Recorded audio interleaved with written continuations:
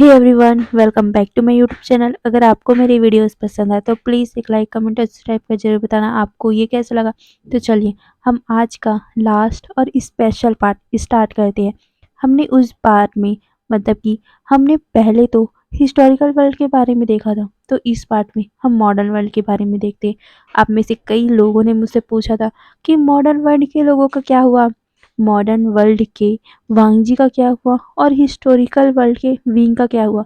मैंने आप लोगों को पहले ही बता दिया था कि सिर्फ हमारे विंग की बॉडी पे, हिस्टोरिकल वर्ल्ड के विंग की बॉडी पे हमारे मॉडर्न वर्ल्ड के विंग का सोल आ गया था, और वहीं वांगजी के अंदर तो उसी का ही सोल था, तो उसे याद नहीं था। वहीं विंग को मॉडर्न वर्ल्ड की बातें याद थी।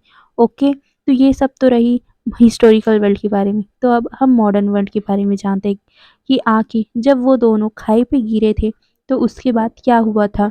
वांगजी के गार्ड ने उन दोनों को बचा लिया था। उन दोनों की हालत बहुत ज़्यादा खराब थी।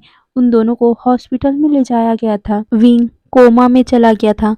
वहीं वांगजी कुछ दिनों तक तो बेहोश रहा था, उसके बाद उसे भी होश आ गया था।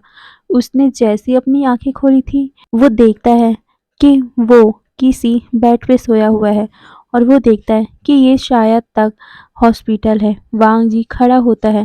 वो सबसे पहले विंग को ढूंढने जाता है क्योंकि उसे याद है कि वो और विंग दोनों ही खाई पे गिरे थे। वांग जी सीधा विंग के पास आता है। विंग को देखकर वांग जी थोड़ा अपसेट फील करता है। उसके दिल में बहुत ज़्यादा दर्द हो रहा था। वहीं दूसरी तरफ वांगजी के गार्ड ने जब वांगजी के रूम में देखा था कि वांगजी नहीं है, वो जल्दी से वांगजी को ढूंढने लग गए थे। और जब वांगजी उसे विंग के रूम के पास दिखता है, वो सारे वांगजी के पास आ गए थे। वो वांगजी से कहते हैं, सर आप अभी भी वीक हो, प्लीज़ आप अपने रूम में चलिए। ये सुनकर वांगजी उन्हें हाथ दिखाकर रोक देता है और कहता है, मैं ठीक हूँ, मुझे बस विंग के बारे में जानना है। कैसा है विंग? मुझे डॉक्टर से मिलना है, मुझे विंग को देखना है। ये बोलकर वो विंग के गेट मतलब विंग के रूम के गेट को खोल देता है। तभी उसके बॉडीगार्ड उसको रोकते हुए कहते हैं, सर आप वीक हो, प्लीज़ आप अपने रूम में चलिए। पर वांगजी कहता है, मैं ठीक हूँ, मैंने बोला ना मुझे विंग के पास जाना है। ये बोलकर वो गेट खोलता है और वो विंग के पास जाता है। विंग बेड पे सोया हुआ था। उसके मुंह में ऑक्सीजन पाइप लगी हुई थी, और साथ ही उसके पास बहुत सारे इंस्ट्रूमेंट रखे हुए थे, मशीनें रखी हुई थी। वांग जी एक बेंच में मतलब कि एक टेबल में जाके बैठ गया था, और उसने विंग का हाथ पकड़ लिया था। वो विंग को देखता है। विंग कितना ज़्यादा खूबसूरत लग रहा है, पर बेजान हालत में। वांग जी को बहुत ज़्यादा गिल्ट हो रहा है। उसने जब देखा था कि विंग खाई में गिर रहा है, तब उसे कितना ज़्यादा बुरा लगा था। वो विंग को खोना नहीं चाहता था। उस दिन उसे एहसास हुआ था कि उसने कितना गलत किया था विंग के साथ। उसे अपने पास रखने के लिए उसने विंग को कितना ज़्यादा हर्ट किया था। वांग जी विंग के हाथों को पकड़कर उससे माफ़ी मांगता है। तभी वांग जी अपने एक गार्ड से पूछता है, विंग को क्या हुआ है? उसने आंखें क्यों नहीं खोला? क्या हुआ है उसे? ये सुनकर वो इंसान कहता है, सर वी सर कोमा में है। ये सुनकर वांगजी की आंखें बड़ी बड़ी हो गई थी। वो उस इंसान की तरफ देखकर बोलता है, क्या विंग कोमा में है? ये सुनकर वो इंसान अपना सर हिला कहता है, जी सर, हमने डॉक्टर से पूछा था कि इन्हें कितने टाइम होश आएगा, कितना टाइम लग जाएगा। तो उस डॉक्टर ने कहा था कि हम तो पूरी कोशिश कर रहे हैं, पर जब तक ये अपने आप से नहीं उठेंगे तब तक हम कुछ भी नहीं कर सकते। कोई भी दवा किसी काम की नहीं रहेगी जब तक ये अपने दिमाग में नहीं सोचेंगे कि इन्हें उठना है। शायद तक ये उठना ही नहीं चाहते। ये सुनकर वांग जी की आंखें बड़ी बड़ी हो गई थी, और वो विंग की तरफ देखता है। वो विंग के हाथों को अपने हाथों में लेकर बोलता है, विंग प्लीज़ उठ जाओ, मैं तुमसे माफ़ी मांगता हूँ, प्लीज़ उठ जाओ विंग, मैं तुम्हारे बिना रह नहीं सकता। मैंने जो भी कुछ किया उसके लिए मुझे माफ़ कर दो।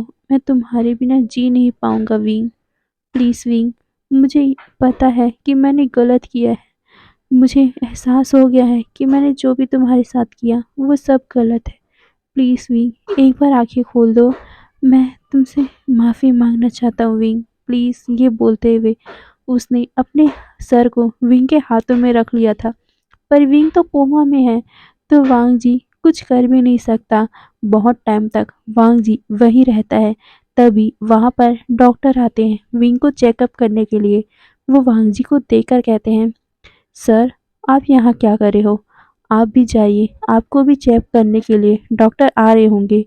ये सुनकर वांग जी अपना सर नाम में शेक कर बोलता है, नहीं, पर मुझे ये बताओ कि मेरा विंग कितने टाइम उठेगा। ये सुनकर वो डॉक्टर कहता है, हम कोशिश कर रहे हैं सर, पर जब तक ये पेशेंट ही नहीं चाहेगा तब तक हम कुछ भी नहीं कर सकते। ये सुनकर वांगजी कहता है, क्यों कुछ नहीं कर सकते? तुम डॉक्टर हो ना, तुम तुम्हारी जिम्मेदारी है इसे उठाना। ये सुनकर वो डॉक्टर कहता है, सर हम पूरी कोशिश करें इन्हें उठाने की, पर जब तक ये अपने आप में ही नहीं सोचेंगे कि इन्हें उठना है, इनको जीना है, तब तक कोई भी मेडिसिन काम नहीं कर सकता। इनको शायद तक इस ज़िंदगी में जीना ही नहीं है। ये सुनकर वांगजी को बहुत सा गुस्सा आया और उसने उस डॉक्टर को कॉलर को पकड़ लिया था। वो डॉक्टर डर गया था। वांगजी कहता है, बोलना भी मत ऐसा, मेरा विंग उठेगा मेरे लिए। वो मुझसे प्यार करता है। वो मैं मैं उससे प्यार करता हूँ। वो मेरे प्यार के लिए उठेगा। ये बोलकर वो विंग को देखता है और वो फिर वांगजी अपने हाथ को उस डॉक्टर के कॉलर से हटाकर कहता है, प्लीज़ इसे उठा दो। मैं कुछ भी करूँगा। मैं पूरी जायदाद तुम्हारे नाम कर दूँगा। मैं सब कुछ तुम्हारे नाम कर दूँगा। पर प्लीज़ मुझे मेरा विंग चाहिए। मुझे उस ये बोलते हुए उसकी आँखों में आँसू आ गए थे। वांग जी विंग की तरफ देखता है और फिर वो विंग के फिर से हाथ को पकड़कर बोलता है, विंग मुझे माफ़ कर दो। मैंने जो भी कुछ किया, पर प्लीज़ मेरे पास वापस आ जाओ। मैंने तुम्हें हर्ट किया था, तुम मुझे सज़ा दो, पर इस तरह नहीं। मैं तुम्हें खो नहीं सकता विंग, प्लीज़। ये बोलते हुए वांग जी रोने लग गया था और फिर वो रोते-रोते ही वहीं पर सो गया था। फिर वांग जी कुछ दिन तक वहीं हॉस्पिटल में रहता है। वो विंग के पास बार-बार आया करता था, पर वांग जी को वहाँ रुकने को नहीं दिया जाता था, क्योंकि वांग जी भी कमज़ोर है, इसीलिए वांग जी को चेकअप किया जाता था। फिर वांग जी जैसे ही ठीक हुआ, वो विंग के पास आता है। वांग जी बार-बार विंग को उठाने की कोशिश करता था, पर विंग उठ ही नहीं रहा था। फिर तभी एक दिन वांगजी का असिस्टेंट वांगजी के पास आकर बोलता है, सर आपकी बहन। ये सुनकर वांगजी को याद आया कि उसकी बहन भी तो है एक। वांगजी उठता है और वो फिर विंग को देखते हुए कहता है, विंग मैं बस कुछ टाइम में आया। ये बोलकर वो विंग के फॉरहेड पे किस करता है और वो वहाँ से बाहर निकल गया था। तभी उसका असिस्टेंट वांगजी को बताता है, सर आपकी बहन ठीक हो चुकी है, वो आपसे मिलना चाहती है। ये सुनकर वांगजी की आंखें बड़ी-बड़ी हो गई थी। वो भागते हुए अपनी बहन के पास जाता है, अपने मेंशन जाता है। वांगजी अपनी बहन को बेड पे बैठा हुआ देखता है। उसकी बहन जल्दी से वांगजी को गले लगा लेती है। ये देखकर वांगजी रोने लग गया था। वो कहता है, तुम ठीक हो ना? ये सुनकर लैंशुई कहती है, हाँ गगा मैं ठीक हूँ। ये सुनकर वांगजी उसके बालों को सहलाता है और फिर उसके आंसू को साफ कर बोलता है, शुई मुझे माफ़ कर दो।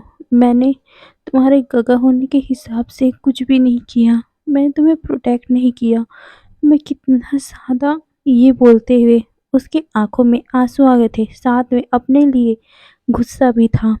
वांगजी को रियलाइज़ हो रहा था कि उसने फ्रस्ट्रेशन में कितना बड़ा मतलब कितना ज़्यादा बुरा किया है विंग के साथ। किसी दूसरे की सज़ा उसने विंग को दी है। अपना खुद कुछ नहीं कर पा रहा है, पर उसने विंग को उन सभी का दोषी ठहराया। ये वांगजी की गलती थी। वांगजी इसी बात से बहुत ज़्यादा अपसेट था। लैंशुई वांगजी का हाथ पकड़ती और कहती है, गगा उन लोगों ने मेरे साथ बहुत गलत किया था। सिर्फ उन लोगों की गलती है, आपकी नहीं। आपको तो पता भी नहीं था। ये सुनकर वांगजी शुई को कहता है, शुई बताओ वो कौन थे? मैं उन लोगों को सज़ा दिलाऊंगा। कौन थे वो? ये सुनकर शुई उसको अपने पास्ट की बातें याद आने लग गई थी। उसको मतलब उसके साथ क्या-क्या हुआ था, वो सब बातें शुई को याद आ रही थी। उसके आँखों में आँसू आ गए थे। वो वांग जी को गले लगा लेती है और फिर वो पास्ट की बातें बताने लग गई थी कि आखिर क्या-क्या हुआ था। शुई नई-नई उस कंपनी में काम करने गई थी। उस कंपनी में लैंचुए ने किसी को बताया नहीं था कि वो लैन वांग जी की बहन है। उसने अपने बलबूते पर उस कंपनी में अपना काम लिया था। लैंचुई बहुत ज़्यादा एक्साइट थी। वो उस कंपनी के सीईओ से मिलती है, उसके डायरेक्टर से मिलती है क्योंकि लैंचुई बहुत ज़्यादा इंटेलिजेंट थी, इसीलिए वो भी लैंचुई को बहुत ज़्यादा पसंद करते थे। एक दिन लैंचुई उन लोगों के पार्टी में गई थी। वो लोग लैंचुई को बहुत ज़्यादा पसंद करते थे, इसीलिए लैंचुई उन लोगों के पार्टी में गई थी। लैंचुई उन सभी से मिलती है कि तभी लैंचुई को कोई इंसान देखता है। वो लैंचुई को पसंद करने लग गया था। एक ही नज़र में वो लैंचुई को बहुत ज़्यादा एडमायर कर रहा था। लैंचुई ने जब उसे देखा था, वो पहले कन्फ्यूज़ थी कि आखिर वो इंसान लैंचुई को घूर क्यों रहा है, पर उसने ज़्यादा नोटिस नहीं किया। फिर लैंचुई के पास वो इंसान आता है। उसने लैंचुई को डांस के लिए अप्रोच किया था। लैंचुई पहले मना करना चाहती थी, पर जब उसे पता चला कि ये और कोई नहीं, जिस कंपनी में लैंचुई काम करती है, उसका बड़ा बेटा है, तो लैंचुई उसे मना नहीं कर पाई और फिर लैंचुई उसके साथ डांस करने लग गई थी। लैंचुई उसके साथ डांस तो करी थी, पर उसे बहुत ज़्यादा अजीब फील हो रहा था क्योंकि वो इंसान बार-बार लैंचुई को कमर को अजीब ही तरह से छुए जा रहा था। लैंचुई उससे दूर हटती है और उसे खींचकर तमाचा मारती है। वो इंसान मतलब इतनी ज़्यादा शॉक में था, किसी ने भी उसे आज से पहले थप्पड़ नहीं मारा था, पर लैंचुई ने उसे थप्पड़ मार दिया था। सारे लोग भी शॉक थे। वो इंसान गुस्से में लैंचुई को देखते हुए कहता है, तुम्हारी इतनी हिम्मत कि तुमने वैन चाओ को हाथ लगाया, वैन चाओ को थप्पड़ मारा। ये सुनकर लैंशुई उसकी तरफ उंगली दिखाते हुए कहती है, मुझे कोई फ़र्क नहीं पड़ता कि तुम वैन चाओ हो या कोई और ना ही मुझे ये फ़र्क पड़ता है कि तुम किसके बेटे हो। मुझे तुम जैसे इंसानों से नफ़रत है। ये सुनकर वैन चाओ कहता है, तुमने मेरी इंसल्ट की है। ये सुनकर लैंशुई कहती, तो क्या? क्या कर सकते हो तुम? कुछ नहीं कर सकते। क्या करोगे? तुम मुझे सिर्फ़ कंपनी से ही निकालोगे ना? ठीक है, निकाल दो मुझे। वैसे भी मुझे तुम जैसे इंसान के साथ काम ही नहीं करना। ये बोलकर वो वहाँ से निकल गई थी। वो भी सबके सामने वैन चाओ को इंसल्ट करके। सारे लोग वहाँ पर शॉकिंगली खड़े हुए थे। कोई भी कुछ भी रिएक्ट नहीं कर रहा था। वहीं वैन चाओ गुस्से में वहाँ से अपने दोस्तों के साथ निकल गया था। उसके दोस्त तो वैनचाओ का मजाक उड़ा रहे थे, जिससे वैनचाओ का गुस्सा और भी ज़्यादा बढ़ रहा था लैंशुई के ऊपर। लैंशुई उस दिन से उस कंपनी में काम करने आ ही नहीं थी, पर एक दिन उस कंपनी का जो सीईओ है, उसने लैंशुई के घर में आकर उससे माफ़ी मांगी थी। वो और कोई नहीं, वैन चाओ का कज़न ब्रदर वैन ज़िलियांग था। वैन ज़िलियांग बहुत ज़्यादा दिल का अच्छा है और वो लैंशुई को पसंद भी करता था। और जब वैन चाओ ने उसके साथ बदतमीज़ी की थी, तब उसे भी गुस्सा आया था, पर वो अपने अंकल के सामने कुछ भी बोल नहीं सकता, इसीलिए वो उस टाइम कुछ नहीं बोला था। पर घर में आकर उसने अपने अंकल को समझाया था कि लैंशुई बहुत अच्छी है और अगर लोगों को पता चला कि वैन चाओ जो होने वाला है इस कंपनी का मालिक है, उसने एक एम्प्लॉय के साथ इस तरह का बर्ताव किया है, ये कंपनी डूब जाएगी। इसीलिए आपको लैंशुई से माफ़ी मांग लेना चाहिए और उससे वापस आने को इनविटेशन देना चाहिए, तब जाकर इस कंपनी की रेपुटेशन बच सकती है। ये सुनकर वैन रूहान ने अपना सर हिलाया था और वो उसने कहा था कि ठीक है, उसे बुला लो, हम यहाँ पर उसे समझाएंगे। ये सुनकर वैन ज़िलियांग अपने सर को हिलाता है। वो बहुत ज़्यादा ही खुश हो गया था क्योंकि वो सच में लैंशुई से प्यार करता है और अगर लैंशुई यहाँ से चली गई, अगर उसने वैन फैमिली से रिश्ता तोड़ दिया, अगर उसे गुस्सा आ गया, तो वो कभी भी वैन ज़िलियांग की दोस्ती को भी एक्सेप्ट नहीं करेगी। इसीलिए उसने ये सब किया था। वो उसी दिन लैंशुई के घर जाता है, उससे माफ़ी मांगता है और फिर क्या, लैन शुई सब भूलकर वहां आ गई थी। वैन जिलियांग ने उससे बोला था कि वो वैन चाओ को सज़ा देंगे। उसके डैड ने भी कहा है कि वो वैन चाओ को सज़ा देंगे और वो खुद उससे माफ़ी मांगेंगे। ये सुनकर वैन जिलियांग की बात सुनकर लैन शुई ने अपना सर हिलाया था और कहा था ठीक है, अगर वो ऐसा करेगा तो मैं चलूँगी। ये बोलकर उसने फिर से सबको माफ़ करके उस कंपनी में काम करना शुरू कर दिया था। उसने विंग को भी नहीं बताया था ये सब के बारे में। सब कुछ सही चल रहा था। एक दिन वैन जिलियांग को पता चला कि विंग लैन शुई का बॉयफ्रेंड है। इस बात से उसे बहुत ज़्यादा गुस्सा आया था और साथ में बहुत ज़्यादा हर्ट भी फील हुआ था। उसने लैन शुई को बोला था कि वो उससे प्यार करता है, प्लीज़ उस विंग को भुलाकर वो उसके पास आ जाए। उसके पास सब कुछ है, पैसे हैं, पर उस विंग के पास नहीं है। वो तो एक ऑर्फन है। ये सुनकर लैन शुई को गुस्सा आया था और उसने उसे जाने को कह दिया था। पर वैन जिलियांग को इस बार अपने आप पे कंट्रोल नहीं हुआ और उसने लैन शुई को किस कर लिया था। यही सीन था जो विंग ने देखा था। आज का ही दिन लैन शुई का बर्थडे था। विंग उसी लिए आया था और उसने यही सीन देखा था और विंग वहां से जाने के बाद लैन शुई ने वैन जिलियांग को थप्पड़ मारा था और उससे कहा भी था कि आज के बाद मुझे अपनी शक्ल मत दिखाना। ये बोलकर वो उसे गुस्से में देखती है। वैन जिलियांग भी वहाँ से चला गया था क्योंकि उसे बहुत ज़्यादा ही हर्ट फील हुआ था। वैन जिलियांग की बात को सुनकर लैन शुई को बहुत ज़्यादा हर्ट हुआ था क्योंकि वो उसे अच्छा दोस्त मानती थी। पर वो ऐसा निकलेगा उसने कभी सोचा भी नहीं था। वो अपने रूम में बैठी हुई थी। फिर वो विंग का इंतज़ार कर रही थी पर विंग बहुत टाइम तक आया नहीं, इसीलिए वो उठकर बाहर जाती है।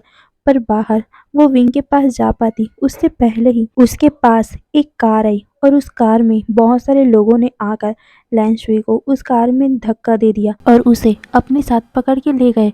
लैन शुई चीखती रह गई पर किसी ने भी उसके ऊपर ध्यान ही नहीं दिया क्योंकि इस टाइम कोई भी उसके घर के पास था ही नहीं। लैन शुई बचाने के लिए प्लीड करती रही पर कोई भी नहीं था वहां पर। फिर लैन शुई को उन लोगों ने बेहोश कर दिया। दूसरी बार जब लैन शुई की आंखें खुली वो एक चेयर पे बंधी हुई थी और उसके सामने कुछ लोग खड़े थे कि तब भी वहां पर वैन चाओ आता है। वैन चाओ को देखकर लैन शुई की आंखें बड़ी बड़ी हो गई थी। वो उससे पूछती है कि तुम यहाँ क्या कर रहे हो, तुम मुझे पकड़ के क्यों लाए हो, मुझे छोड़ो। पर वैन चाओ उसकी तरफ आते हुए कहता है तुमने उस दिन मेरा इंसल्ट किया था, उसके बाद मुझे अपने डैड से इतना बातें सुनना पड़ा और सबके सामने तुमसे माफ़ी मांगनी पड़ी, तो इस इंसल्ट की तो बदला मैं तुमसे लेकर ही रहूँगा। ये बात सुनकर लैन शुई ने उन लोगों से अपने आप को छुड़ाने की कोशिश की थी पर वो उन लोगों से अपने आप को बचा नहीं पाई। लैन शुई चीखती रह गई पर उन लोगों ने उसके ऊपर ज़रा सा भी दया नहीं दिखाया। लैन शुई ने चिल्ला चिल्ला के बोला था कि अगर मेरे गगा को पता चलेगा वो तुम लोगों को छोड़ेंगे नहीं। पर वो सारे हंसने लग गए थे। वो कहते हैं कौन सा गगा, तुम्हारा गगा हमें ढूंढ पाएगा तभी तो ना, हम बहुत अच्छे फैमिली से आते हैं, एक रिच फैमिली से आते हैं, कोई हमें ढूंढ नहीं पाएगा, किसी को पता नहीं चलेगा क्योंकि हम सारे सबूत को मिटा देंगे। ये बोलकर वो लैंशु के साथ बहुत ही ज़्यादा बुरी तरह से व्यवहार करते हैं और जब उनको लगता है कि लैंशुई अब सरवाइव नहीं कर पाएगी वो उसे छोड़ देते हैं और जाकर एक नदी के पास फेंक देते हैं। लैंशुई कई घंटों तक वहीं पड़ी थी। फिर जब एक इंसान मतलब कि गांव का कोई इंसान पानी भरने आया था तब उसने लैंशुई को देखा था और उसके बाद जो भी हुआ आप लोगों को पता है। अभी वांग जी ये सब सुनकर इतने ज़्यादा गुस्से में आ गया था, उसकी मुट्ठी कस गई थी। वो कहता है वैन चाओ, वैन फैमिली, मैं उन लोगों को छोड़ूंगा नहीं। उन लोगों के कारण मैंने मैंने अपने ही विंग के ऊपर ओह मुझे मुझे तो खुद अपने ऊपर ही गुस्सा आ रहा है कि मैंने क्यों क्यों मेरे विंग के ऊपर हाथ उठाया, क्यों मैंने अपने ही विंग के ऊपर ओह। ये बोलते हुए उसने अपने बालों को खींचना स्टार्ट कर दिया था। लैंशुई अपने भाई को देखती वो कहती गगा क्या हो गया।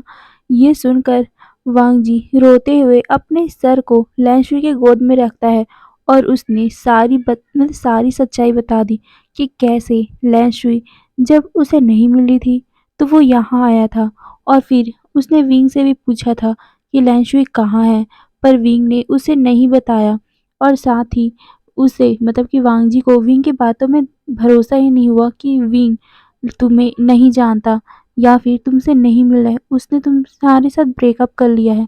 ये सब बातें मुझे सुनकर बहुत ज़्यादा ही अजीब लग रहा था क्योंकि तुम उससे प्यार करती थी। मैं यकीन ही नहीं कर पाया, इसीलिए मैंने उसे एक कमरे में बंद कर दिया था और जब उसने मुझे बताया था कि तुम किसी इंसान के साथ थी, मैं उस पर्सन को ढूँढने के लिए बहुत जी-जान से उस पर्सन को ढूँढ रहा था, पर मुझे वो पर्सन मिला ही नहीं। यहाँ तक कि मुझे कोई भी सबूत नहीं मिला कि मैं ये बता सकूँ कि तुम्हारे साथ किसने गलत किया है। मैं उस पर्सन को ढूँढना चाहता था, पर मैं अपने गुस्से को कंट्रोल नहीं कर पाया। मैं फ्रस्ट्रेट हो जाता था। इसी कारण मैंने ये बोलते हुए वो रोने लग गया था। लैंशुई अपने भाई के सर पे हाथ फिरा रही थी। वांग जी कहता है, मैंने बहुत गलत किया मेरे विंग के साथ। मैंने बहुत गलत किया। शुई, क्या वो मुझे माफ़ कर पाएगा? क्या वो मुझे माफ़ करेगा? मैं कैसे बोलूँगा कि मुझे माफ़ कर दो? मैंने तुम्हारे ऊपर इल्ज़ाम लगाया, मैंने तुम्हें गलत समझा, मैंने तुम्हें हर्ट किया। मैं ये कैसे बोलूँगा उसे डेंशुई? क्या शुई वो मुझे माफ़ करेगा? देखो ना, वो मुझे माफ़ करने के बजाय अभी अभी उस कंडीशन में है कि वो तो उठना भी नहीं चाहता। डॉक्टर कहते हैं कि वो जागना नहीं चाहता। वो डॉक्टर कहते हैं कि विंग, शुई, ये सब मेरी गलती है। आज मेरी गलती के कारण मेरा विंग मुझे छोड़ के जाना चाहता है, पर शुई, मैं उसके बिना नहीं रह सकता। ये बोलते हुए वो रोने लग गया था। ये बात वांग जी की ये बात सुनकर लैन शुई बहुत ज़्यादा शॉक में पड़ गई थी क्योंकि उसे तो पता ही नहीं था उसका भाई विंग को प्यार करता है और अभी वांग जी की बातें सुनकर लैन शुई को यही लग रहा है कि वांग जी विंग से प्यार करता है। वो कहती है, गगा, विंग बहुत ज़्यादा अच्छा है। वो, अगर आप उससे माफ़ी माँगोगे तो वो पक्का माफ़ कर देगा। बस उसको आप यकीन दिलाओ कि आपने अपनी गलती को स्वीकार कर लिया है, उससे माफ़ी माँगो। ये सुनकर वांग जी कहता है, हाँ, मैं माफ़ी माँगूँगा, पर वो उठेगा क्योंकि मैं, अगर वो नहीं उठा तो मैं जी नहीं पाऊँगा। ये बोलकर वो लैंशुई के गोद में ही अपने सर को रख के रोए जा रहा था। लैंशुई उसे समझाती है, कंसोल करती है। फिर कुछ टाइम बाद वांग जी अपनी बहन के गोद में ही बैठे-बैठे सो गया था। उसके बाद टाइम स्किप होता है। लैंशुई बेड पे बैठी हुई थी, वहीं वांग जी विंग के पास बैठा हुआ था। विंग अभी भी कोमा में था। वहीं लैंशुई उसके पास में बैठकर उसे बोल रही थी, विंग, प्लीज़ उठ जाओ। देखो मैं उठ चुकी हूँ, अब तुम भी उठ जाओ ना। ये बोलकर वो विंग के हाथ को रब किए जा रही थी। वहीं वांग जी लैंशुई को देखता और फिर विंग को, और फिर उससे माफ़ी मांगते हुए कहता है, प्लीज़ विंग, वापस आ जाओ मेरे पास। मेरी गलती की सज़ा तुम मुझे दे देना, पर इस तरह मत दो। मैं घुट-घुट के मर जाऊँगा विंग। ये बोलकर वो अपने आँसू को कंट्रोल कर रहा था, पर उसके आँसू का एक बूंद विंग के हाथों पे गिर गया। तभी वांग जी को महसूस हुआ कि विंग ने अपने हाथों को हिलाया है, जिससे वांग जी की आंखें बड़ी हो गई थी। वहीं लैन शुई भी महसूस कर सकती है, इसीलिए वो वांग जी को देखती है और फिर दोनों एक साथ विंग की तरफ देखते हैं। विंग धीरे-धीरे करके अपनी आंखें खोल रहा था। विंग धीरे-धीरे करके अपनी आंखें खोलता है और फिर उसके सामने इतनी ज़्यादा रोशनी थी जिससे वो फिर से अपनी आंखें बंद करने लग गया था। जिसे देखकर वांग जी जल्दी से उसे देखता है और कहता है, विंग, विंग अपनी आंखें खोलो। विंग, विंग आंखें बंद मत करो। ये बोलकर वो ज़ोर-ज़ोर से चिल्लाने लग गया था डॉक्टर के नाम से। जल्दी से वहाँ डॉक्टर आते हैं। डॉक्टर विंग को चेकअप करते हैं और फिर उनके फेस में भी स्माइल आ गई थी। वहीं वांग जी डॉक्टर को देखकर पूछते हैं कि क्या हुआ है? वो डॉक्टर कहते हैं कि अब ये कोमा से बाहर आ चुके हैं, अब ये ठीक है, बस अभी इन्हें रेस्ट करना है। ये सुनकर वांग जी के होठों में एक लाइट सा स्माइल आ गया था। फिर वो विंग के पास जाता है। विंग धीरे-धीरे करके कुछ टाइम बाद अपनी आंखें खोलता है। विंग अपनी आंखें खोल के देखता है तो उसके सामने एक वाइट कलर का रूम था जिसमें बहुत सारी मशीनें लगी हुई थी। विंग को समझ में नहीं आ रहा था कि वो है तो है कहाँ, क्योंकि ये हमारा हिस्टोरिकल वर्ल्ड का विंग था। उसे कुछ भी समझ नहीं आ रहा था, पर जैसे ही उसने साइड में बैठे हुए इंसान को देखा उसकी आंखें बड़ी हो गई थी। वो उस पर्सन को देखकर खुश हो गया था क्योंकि वो उसका लैंसन था। अभी हमारा विंग वांगजी को हिस्टोरिकल वर्ल्ड का वांगजी समझ रहा है, इसीलिए वो उसे टाइटली उठकर गले लगा लेता है। वहीं वांगजी पहले तो शॉक होता है, पर उसके फेस में स्माइल आ गया था और वो विंग को भी टाइटली गले लगाकर कहते हैं, विंग मुझे माफ़ कर दो, मेरे कारण ये सब हुआ। प्लीज़ विंग मुझे एक बार माफ़ कर दो। मैं तुम्हें यकीन दिलाता हूँ कि मैं कभी भी उस तरह की हरकत बिल्कुल नहीं करूँगा। आइंदा मैं तुम्हारे साथ वो सब बिल्कुल नहीं करूँगा। ये सुनकर विंग उन सभी बातों को याद करने लग गया था कि किस तरह वांगजी रथ में आया था और उसके साथ उसने गलत किया था। विंग कहता है, नहीं, नहीं, मैं तुम्हें उस बात के लिए दोषी नहीं देता, क्योंकि मुझे पता है रट में आने के बाद अल्फा उसी तरफ हो जाते हैं। ये सुनकर वांगजी पहले कंफ्यूज था कि रट और अल्फा ये क्या बात कर रहा है विंग, पर वो अभी कुछ भी नहीं बोलता और फिर विंग को गले से लगाता है। तभी वहां पर लैंशुई की आवाज़ आती है। लैंशुई विंग को देखकर बोलती है, विंग तुम ठीक हो? ये सुनकर विंग उसकी तरफ देखता है। वो कंफ्यूज था क्योंकि उसने लैंशुई को देखा नहीं था। लैंशुई को देखकर विंग वांगजी को देखता है। वांगजी कहता है, लैंशुई है मेरी बहन, तुम्हारी दोस्त। ये सुनकर विंग कंफ्यूज था, पर वो स्माइल करके लैंशुई को देखता है। फिर वांगजी विंग को बेड पे सुलाते हुए कहता है, तुम अभी कमज़ोर हो, तुम अभी आराम करो। पर तभी विंग वांगजी का हाथ पकड़ के कहता है, पर लैंसन मैं कहाँ हूँ?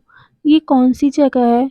हम कहाँ हैं? ये सुनकर वांग जी विंग को देखते हुए कहता है, हम हॉस्पिटल में हैं, तुम कोमा में थे। जिसे सुनकर विंग कंफ्यूज था, पर वो अपना सर हिला देता है और फिर वांग जी, लैंशुई और विंग कुछ टाइम तक वहीं पर आराम से बैठे हुए थे, विंग से बातें कर रहे थे।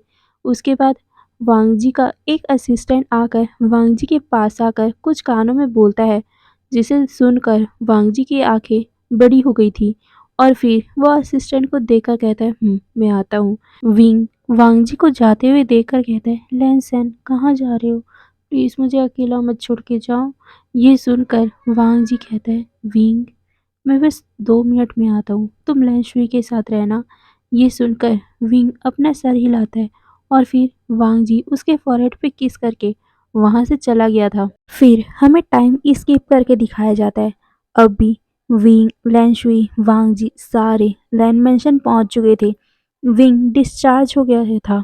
वहीं विंग जब कार में बैठकर आ रहा था तो उसे बहुत ज़्यादा अजीब लग रहा था, क्योंकि वो इस जगह को कभी भी नहीं देखा है और इस कार को भी कभी नहीं देखा। वो वांगजी से पूछता भी है कि ये कौन सी जगह है, ये तो हमारा घर नहीं है, पर मुझे मॉम डैड से मिलना है, वो कहाँ है? ये सुनकर लैंशुई और वांगजी कंफ्यूज हो गए थे कि आखिर विंग किसकी बात कर रहा है, क्योंकि उसके मॉम डैड तो यहाँ है ही नहीं। मतलब कि उसके मॉम डैड तो बचपन में उसे छोड़ चले गए थे। और वहीं ये जगह की बात, ये जगह तो पहले से ही वही है और विंग और वांगजी और लैंशुई तो यहीं रहते हैं। विंग क्या बात कर रहा है, यही सब बातें वांगजी सोच रहा था, पर वो अभी ज़्यादा कुछ नहीं सोचता और वो फिर विंग को लेकर लैंड मैंशन पहुंचता है। उस मैंशन को देखकर विंग की आंखें बड़ी-बड़ी हो गई थी, क्योंकि वो मैंशन बहुत ज़्यादा खूबसूरत था। वहाँ चारों तरफ गार्ड ही गार्ड थे। हाँ, विंग को पता है कि ये गार्ड नॉर्मल है, लैंड क्लैन में भी गार्ड रहते थे, लैंड क्लैन में भी डिसीपल रहते थे। विंग पर उसे ज़्यादा नोटिस नहीं करता और फिर अंदर जाता है। अंदर उस घर को देख के विंग बुरी तरह सरप्राइज था, क्योंकि लैंड क्लैन और जितने भी उसके क्लैन थे उसमें घर तो वुडन के बनते थे, मतलब कि लकड़ी के, और ये घर किसी और चीज़ से बना हुआ है, ये पत्थर से बना हुआ है। यही सब बातें विंग सोच रहा था। फिर विंग वांगजी के साथ और लैंशो के साथ बैठकर खाना खा रहा था। उसको ये खाना बहुत ज़्यादा ही टेस्टी लगता है। वो वांगजी से मतलब वांगजी की तरफ देखता है। वांग जी सादा सिंपल खाना नहीं खा रहा है। मतलब वो खा रहा है, पर उसके खाने में मिर्च मसाले हैं और तरह तरह के खाने खा रहा है। वांग जी का टेस्ट देख के विंग कंफ्यूज हो गया था कि वांग जी ये सब खाना कैसे खा सकता है। उसे तो सादा सिंपल खाना, बॉइल्ड खाना पसंद था ना, तो वांग जी ये सब क्यों खा रहा है। विंग के दिमाग में यही सब चल रहा था। उसे अपने सर में दर्द होना स्टार्ट हो गया था, जिसे देखकर वांग जी कंफ्यूज हो गया था और वो विंग के पास आता है। वो विंग से कहते हैं क्या हुआ। ये सुनकर विंग कहता है मेरे सर में बहुत ज़्यादा दर्द हो रहा है। ये सुनकर वांग जी विंग को अपनी गोद में ही उठाकर रूम में ले जाता है और फिर डॉक्टर को कॉल करके अपने ही मेंशन बुलाता है। डॉक्टर विंग को चेक करते हैं। वांग जी कंसर्न होकर पूछता है कि क्या हो गया है इसे। ये सुनकर डॉक्टर कहते हैं इनको कुछ नहीं हुआ है, बस शायद तक ये ज़्यादा स्ट्रेस ले रहे हैं, इसी कारण इनके सर में दर्द है। ये सुनकर वांग जी अपना सर हिलाता है, पर वांग जी और वो डॉक्टर जैसे ही रूम से बाहर निकलते हैं, वांग जी उस डॉक्टर से कुछ कन्फ्यूज़न था। वो उसे पूछता है कि आखिर विंग ऐसा क्यों रिएक्ट कर रहा है। आपको पता है जब हम घर से मतलब हॉस्पिटल से घर आ रहे थे, तब वो हर चीज़ को देखकर अजीब ही लुक बना रहा था और साथ में मुझसे अजीबो-गरीबो क्वेश्चन पूछ रहा था। ऐसा लग रहा था कि विंग को ये सब पता ही नहीं है। वो इस घर को देख रहा था। ऐसा बोल रहा था कि मानो उसने कभी ये घर देखा ही नहीं हो और साथ ही उसने लैंशुई को भी पहले नहीं पहचाना था। ये सुनकर डॉक्टर वांग जी को देखते हैं और फिर कहते हैं शायद तक ये कोमा में रहने का साइड इफ़ेक्ट हो सकता है। कोमा में रहने के बाद इंसानों को उनके सपने और हकीकत में अंतर नहीं पता चलता। शायद तक विंग अपने सपने में या बोलूँ कोमा के स्टेट में जिस चीज़ को देख रहा था, वो उसी को हकीकत मान रहा है और इन सभी को छलावा या बोलूँ तो वो इन लोगों को पहचान ही रहा है। ये सुनकर वांग जी अपना सर हिलाता है और कहता है पर ये कब तक ठीक होगा? क्या विंग कुछ याद आएगा उसे? ये सुनकर डॉक्टर उसे समझाते हैं कि धीरे-धीरे सब ठीक हो जाएगा और विंग को सब याद आ जाएगी। इस बात से वांग जी राहत की ब्रीथ लेता है और फिर डॉक्टर को वो रोड तक छोड़ने जाता है, मतलब कि घर से बाहर छोड़ने जाता है और फिर वो वापस रूम में आता है। विंग लैंशुई के साथ बैठकर बातें कर रहा था। वहीं वांग जी को देखकर विंग बेड से उठते हुए वांग जी के पास जाते हुए कहता है लैंसन मुझे बहुत ज़्यादा बोर फील हो रहा है। हम माँ बाबा से मिलने चलते हैं ना। मुझे माँ बाबा को देखना है। कितने दिन हो गए मैंने माँ बाबा को नहीं देखा है, मेरे भाई बहनों को नहीं देखा है। प्लीज़ चलते हैं ना। ये सुनकर वांग जी लैंशुई की तरफ देखता है और फिर विंग की तरफ। वो विंग को कैसे समझाए कि उसके माँ बाबा उसकी बहनें तो है ही नहीं, उसकी कोई फैमिली है ही नहीं। वांग जी एक गहरी सी ब्रीथ लेता है और फिर वो विंग का शोल्डर पकड़कर उसे बेड पे बैठाता है और खुद जमीन में बैठकर विंग के हाथों को अपने हाथों में पकड़कर विंग को कहता है विंग मैं तुम्हें जो बोलने वाला हूँ प्लीज़ ध्यान से सुनना। तुम मेरी बातों पे यकीन करते हो ना। ये सुनकर विंग अपना सर हिलाता है और कहता है हाँ लहजैन, पर तुम ऐसे क्यों बातें कर रहे हो। ये सुनकर वांग जी कहता है विंग बस मेरी बातों में ध्यान देना और मैं जो बोलूँगा उसको सच मानना। तुम मुझ पे यकीन करते हो ना। ये सुनकर विंग अपना सर हिलाता है और फिर वांग जी विंग को देखकर कहता है विंग तुम्हें पता है मैं तुम लैंशुई बचपन से एक साथ है। बचपन में जब तुम ऑर्फन में रहते थे तब भी हम तुमसे मिलने आते थे और फिर हम लोग धीरे धीरे दोस्त बनते गए और आज देखो आज हम एक साथ हैं। ये सुनकर विंग कंफ्यूज था। वांग जी ये उसे कौन सी कहानी बता रहा है। विंग कहता है लैंसैन ये कैसी बातें कर रहे हो। हम हम दोनों तो अपने अपने क्लैन में रहते थे ना, और मैं अपनी फैमिली के साथ रहता था। हम एक दिन एक दूसरे से मिले थे, तब से हम दोनों को प्यार हुआ और फिर हम दोनों एक साथ रहने लग गए थे। हम छुप छुप के मिला करते थे। तुम्हें याद है ना, हमारी फैमिली तुम्हारी फैमिली एक दूसरे को पसंद नहीं करती थी, इसीलिए हम दोनों छुप छुप के मिला करते थे। पर एक दिन तुम ये बोलते हुए उसने अपनी आंखों को नीचे कर लिया था। वो कहता है पर तुम जो बोल रहे हो वो सच्चाई नहीं है। तुम ये कौन-सी कहानी बता रहे हो? ये सुनकर वांग जी विंग के गालों को टच करता है और फिर वो विंग को कहता है, विंग, मैं जो कहानी बता रहा हूँ वही सच है और ये कहानी नहीं है, ये हकीकत है। और फिर वांग जी फिर से अपनी पूरी कहानी बताता है विंग को, बचपन से अभी तक का, जिससे विंग शॉक था। क्या मतलब है? विंग की कोई फैमिली नहीं है? क्या मतलब है? विंग ऑर्फन में रहता था? क्या मतलब है? वांग जी और लैन शुई, मतलब उसे समझ ही नहीं आ रहा था। विंग अपने सर को फिर से पकड़ लेता है। वांग जी विंग को देखता है और कहता है, विंग। पर विंग कहता है, नहीं, ये सब गलत है। मेरी फैमिली है, मेरे माँ बाबा है, मेरे भाई बहन है। ये तुम कैसी बातें कर रहे हो लैंसन? ये बोलकर वो उठ जाता है और कहता है, तुम झूठ बोल रहे हो मुझसे। ये सुनकर वांग जी विंग को पकड़ता है और कहता है, विंग, मेरी बातों पे यकीन करो। तुम्हें पता है तुम कोमा में चले गए थे, बहुत दिनों तक तुम कोमा में थे और कोमा में रहने के कारण तुम्हें गलत चीज़ें पता है, क्योंकि तुम सपना देख रहे थे। तुम जितनी भी चीज़ें बोल रहे हो वो तुम्हारा एक सपना है। हकीकत ये है विंग, तुम्हारा हकीकत हम हैं। देखो, ये बोलकर वो विंग को देखता है। विंग के आंखों में आंसू आ गए थे। वांग जी क्या बोल रहा है? जो उसका मतलब हकीकत था वो उसका सपना है? क्या वो सपना ही था? ये सब बातें विंग सोच रहा था। विंग को कुछ भी समझ में नहीं आ रहा था। वो वांग जी को टाइटली गले लगा लेता है और कहता है, क्या ये सब मेरा सपना था? क्या मेरे माँ बाबा, मेरी बहन, मेरा भाई सब एक सपना था क्या?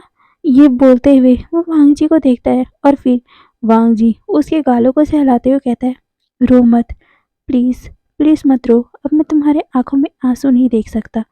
ये बोलकर वो विंग को शांत करवाता है और फिर वांग जी विंग को बेड पे बैठाता है और फिर वांग जी विंग के गालों को सहलाते हुए कहता है, तुम्हें तुम्हें घबराने की और डरने की कोई भी ज़रूरत नहीं है। डॉक्टर ने कहा था कि तुम धीरे-धीरे तुम्हें पूरी बातें याद आ जाएगी। ये शायद तक टेम्परेरी है, क्योंकि तुम बहुत दिनों तक अपने होश में नहीं थे, तुम सोए हुए थे। ये सुनकर विंग अपना सर हिलाता है और फिर वो वांग जी के बाहों में ही लेटा रहा। तभी विंग वांग जी को देखते हुए कहता है, लैन सैन, अगर मुझे याद नहीं आया तो? ये सुनकर वांग जी अपने मन में कहता है, अगर तुम्हें याद नहीं आया तो ये बहुत अच्छी बात होगी। पर ये बोलकर वो विंग को देखता है और कहता है, मेरे हिसाब से तुम्हें वो पल को याद करने की कोई ज़रूरत भी नहीं है विंग। मैंने उसमें बहुत सारी गलतियाँ की हैं। मैं नहीं चाहता कि वो सारी बातें फिर से तुम्हें याद आए और फिर से तुम हर्ट हो जाओ। प्लीज़ मुझे उन सभी के लिए माफ़ कर देना। पर अब हम नया मेमोरी क्रिएट करेंगे। क्या तुम मुझे माफ़ करोगे ना विंग? ये बोलकर वो विंग को देखता है और कहता है, मैं तुम्हें वहम में नहीं रखना चाहता। मैं तुम्हें सारी सच्चाई बताता हूँ। ये बोलकर उसने सारी सच्चाई विंग को बता दी थी। ये सुनकर विंग बड़ा सरप्राइज हुआ था। वांग जी ने ये सब किया था। पर वो वांग जी को गले लगाए ही कहता है, कोई बात नहीं, वैसे भी मुझे वो सब याद नहीं है। पर लैंसन, मैं तुमसे बहुत ज़्यादा प्यार करता हूँ। पर बस मुझे आइंदा हर्ट मत करना। और वैसे भी तुम पता है, मैंने सपने में देखा था कि तुम मुझे हर्ट किए हो। तब मैं तुम्हें छोड़ के अपने क्लैन चला गया था। फिर भी मेरा दिल नहीं माना और मैं तुम्हारे पास आना चाहता था। पर देखो, आ गया मैं तुम्हारे पास। ये बोलकर वो वांग जी को देखता है। वांग जी ये सुनकर स्माइल करता है और फिर वो विंग के फोरहेड पर किस करते हुए कहता है, आई लव यू विंग।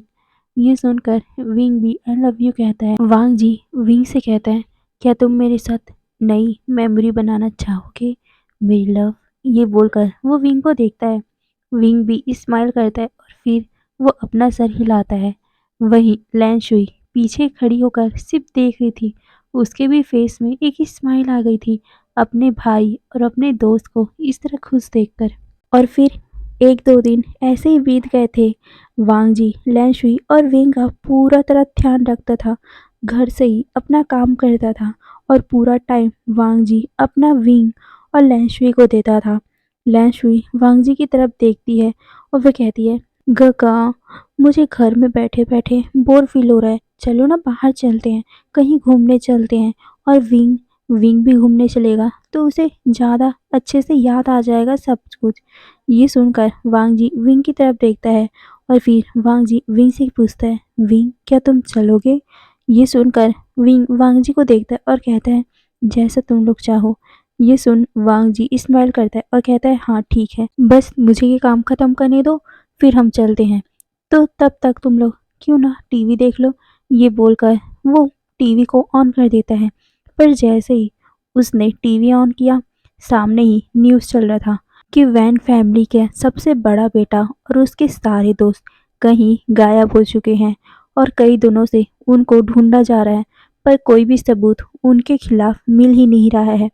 उसके फादर ने उसे ढूंढने वालों को 1 करोड़ देने की अनाउंसमेंट की है। ये बातें सुनकर लैंशुई की आंखें बड़ी-बड़ी हो गई थी। वो उस स्क्रीन की तरफ देख रही थी। वहीं वांग जी, उसके फेस में एक इविल सा स्माइल था। वहीं विंग, उसे कुछ समझ नहीं आया कि ये क्या हो रहा है। तभी लैंशुई वांग जी की तरफ देखती है। वांग जी के फेस में स्माइल को देखकर लैंशुई समझ गई थी कि इसको करने वाला और कोई नहीं वांग जी है। इसीलिए लैंशुई दौड़कर वांग जी के पास जाती है और उसे सीधा गले से लगाते हुए कहती है, गगा, ये आपने किया है? ये सुनकर वांग जी लैंशुई को देखता है और कहता है, क्या? मैंने क्या किया? वांग जी का ऐसा रिएक्शन देखकर लैंशुई कहती, गगा, अब मुझसे झूठ मत बोलना। आप नहीं किया ना? उन लोगों को आपने ही गायब करवाया ना? ये सुनकर वांग जी विंग की तरफ देखता है और फिर लैंशुई की तरफ देखकर बोलता है, लैंशुई, मैंने कुछ नहीं किया, शायद तक गॉड ने उन्हें सजा दी होगी। ये सुनकर ये लैंशुई स्माइल करती और कहती, हाँ मेरे गॉड ने। ये बोलकर वो वांग जी के गालों पे किस कर देती है और कहती है, थैंक यू गगा, आप वर्ल्ड के बेस्ट गगा हो। मुझे पता था कि आप उन लोगों को सज़ा देकर ही रहोगे।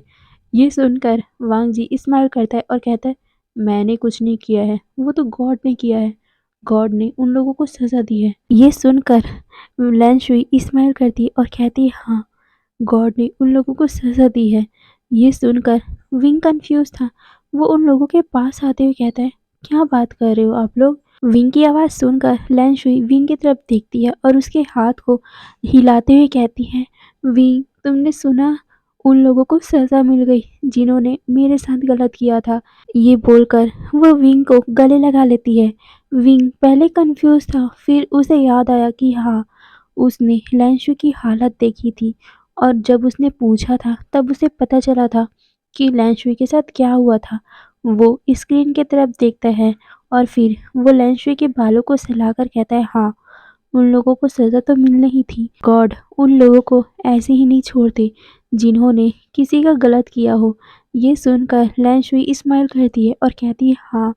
ये सुन वांग जी विंग के पास आता है और फिर लैंशुई को कहता है, अब तुम जल्दी से अपने आंसू पोंछो और हाँ, तैयार हो जाओ। मैंने तुम्हें घुमाने के लिए कहीं लेके जाना है। ये सुनकर लैंशुई अपना सर हिलाती और वो विंग का हाथ पकड़ बोलती, चलो हम तैयार होने चलते हैं। ये बोलकर वो विंग को उसके कमरे में ले जाती है और अपना भी अपने रूम में जाकर तैयार होने लगी। वहीं वांग जी विंग के पीछे पीछे उसके रूम में आता है। विंग को पहले ये सब इस्तेमाल करना नहीं आता था, पर वो धीरे धीरे सब सीख चुका है। वांग जी ने उसे सिखा दिया है। विंग अपने कपड़े चेंज कर रहा था कि तभी वांग जी की आहट उसे आती है और वो पीछे मुड़ के देखता है। विंग पहले शॉक में पड़ गया था, फिर वांग जी उसके पास आता है और वो कहता है, तुम ये कपड़े पहनो, ये तुम पे ज़्यादा सूट करेगा। और हाँ, आज हम जहाँ जा रहे हैं उसमें तुम्हें बहुत ज़्यादा खूबसूरत दिखना है। ये बोलकर वो विंग के फॉरहेड पे किस करता है और फिर विंग को बाय बोल के वहाँ से चला गया था। पहले विंग कंफ्यूज था और फिर उस कपड़े को देखता है और फिर वो कुछ टाइम बाद वो कपड़े पहन के नीचे आता है। वांग जी और लैंशुई तो विंग को देखते रह गए थे क्योंकि विंग सच में बहुत खूबसूरत लग रहा था। उसके बाद वांग जी विंग और लैंशुई को लेकर सीधा कोर्ट जाता है। कोर्ट में लैंशुई उसे कोर्ट को देखकर कंफ्यूज थी, पर वो वांग जी को देखती है। वांग जी बताता है कि आज विंग और वो शादी करने वाले, जिससे विंग कंफ्यूज था। शादी? तभी वांग जी विंग का हाथ पकड़ बोलता है, विंग, क्या तुम मुझसे शादी करोगे? ये सुनकर विंग अपना सर लाइटली हाँ में हिलाता है। उसके बाद वो दोनों अंदर जाते हैं। वांग जी और विंग सिग्नेचर करते हैं। लैन शुई उन दोनों के लिए बहुत ज़्यादा खुश थी। उसके बाद फिर तीनों घूमने जाते हैं। वांग जी उन्हें एक स्पेशल जगह में लेके गया था। वो जगह बहुत ज़्यादा खूबसूरत थी। तभी वांग जी लैन शुई और विंग को लेकर कहीं जाता है। लैन शुई उस जगह को देखकर पहले डर गई थी, क्योंकि वहाँ पर बहुत सारे मगरमच्छ थे और वो इधर-उधर घूम रहे थे। वहीं विंग भी डर गया था। वो वांग जी का हाथ पकड़ लेता है। वांग जी उन दोनों को ही पकड़ते हुए कहता है, डरो मत, क्योंकि ये किसी भी अच्छे इंसान को हार्म नहीं करती। पर हाँ, जो भी मुझसे पंगा लेता है उसे वो छोड़ते भी नहीं है। ये बोलकर वांग जी के फेस में एक ईविल सा स्माइल था। हे गाइस, तो आज हमारा ये एफएफबी यहीं पर ख़त्म होता है। फिर बाय बाय।